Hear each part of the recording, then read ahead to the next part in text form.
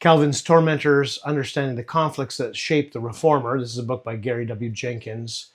We're in chapter 5, Sebastian Castellio and Calvin, collaborating admirer to belligerent vilifier. Introduction. In chapter 5 of Calvin's Tormentors, Gary W. Jenkins walks us through the tragic and bitter falling out between John Calvin and Sebastian Castellio, a man who began as a close admirer of Calvin, but eventually became one of his most vocal and vicious critics. Jenkins presents this rupture not simply as a clash of personalities, but as a profound disagreement about the nature of Christian truth, heresy, and the liberty of conscience. As we explore Jenkins' analysis, we'll keep in mind that his portrayal, while vivid and often fair, sometimes leans towards modern ideals of toleration in ways that a more historically reformed perspective would find problematic. The early collaboration, Castellio the Admirer. According to Jenkins, Castellio first appeared in Geneva as a brilliant, if somewhat restless scholar, enthusiastic about the Reformation and eager to attach himself to Calvin's work.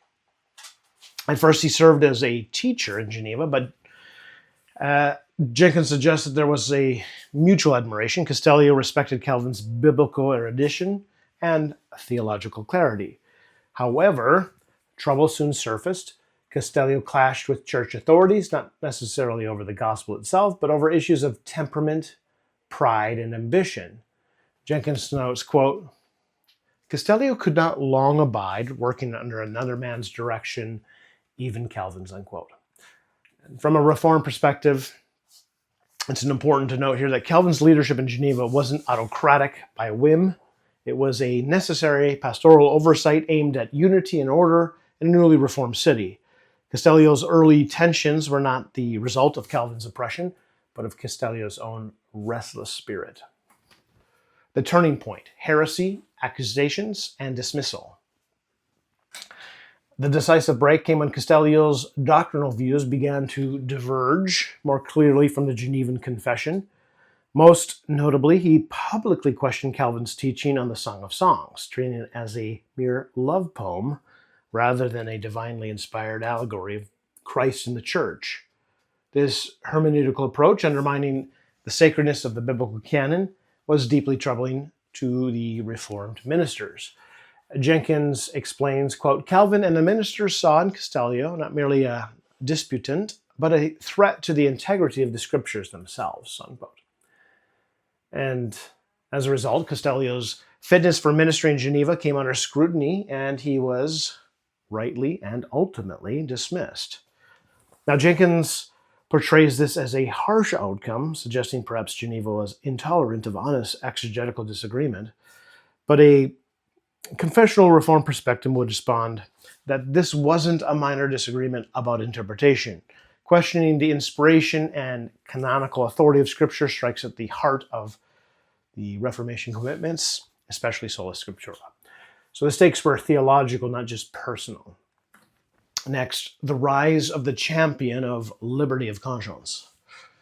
After his dismissal, Castellio's animosity toward Calvin grew exponentially. Oh, shocking.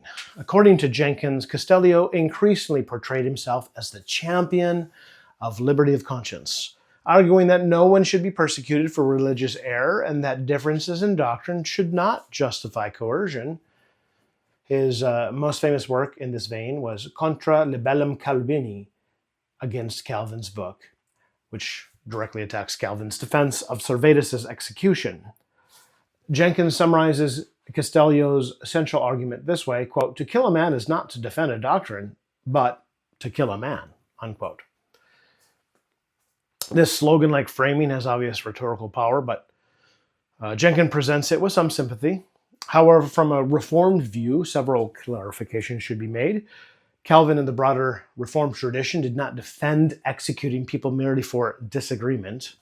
Servetus's heresies were not minor doctrinal quibbles. They were fundamental denials of the Trinity and the Incarnation, heresies that historically have been treated as lethal threats to the Church's very life. Of course, remember with Servetus, he had a verdict long before he even arrived at Geneva. Moreover, Calvin consistently taught that secular authorities, not individual ministers, bore the responsibility for maintaining public order including against blasphemy. Right? Calvin, as a foreign minister, had no civic authority to condemn anyone, let alone Servetus, to capital punishment. Thus, Castellio's rhetoric about liberty of conscience may certainly resonate with modern ears, but it flattens the profound theological stakes at play in the 16th century context. Castellio's methods: vilification, not mere dissent. Jenkins doesn't whitewash Castellio's tactics either. As Castellio's campaign against Calvin escalated, it became increasingly personal and slanderous. He collected and republished attacks against Calvin, often from anonymous sources, to make it appear that Calvin was broadly despised across Europe. And Jenkins notes, quote, Castellio traded in insinuation and anonymous libel, content to tarnish Calvin's reputation with the rumor mill of Europe, unquote. And that's an important point. Whatever idealism Castellio professed about liberty and tolerance, his methods descended into character assassination, which is hardly a model of Christian disputation. Here, a Reformed critique aligns closely with Jenkins' judgment. True Christian liberty must be pursued in the spirit of truth, not through gossip, deception, and rumor-mongering.